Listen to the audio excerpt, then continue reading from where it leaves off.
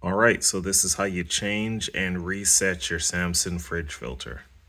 So first thing you want to do is shut off the water that's flowing to your fridge.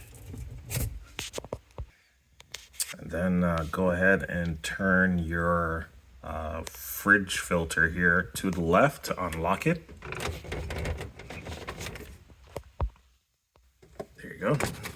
Take a little bit, but it'll pop out here. All right.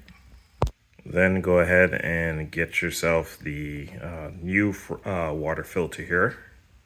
Then reinsert this back in and turn it to the right this time. All right, that's all done. Now to go ahead and reset the filter light, you have to press the door alarm and hold it down for about 3 seconds.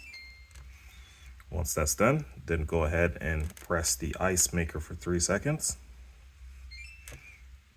And then go ahead and set back the door alarm. And that should be it. It's not actually it. You have to turn your water back on. So go ahead and do that now.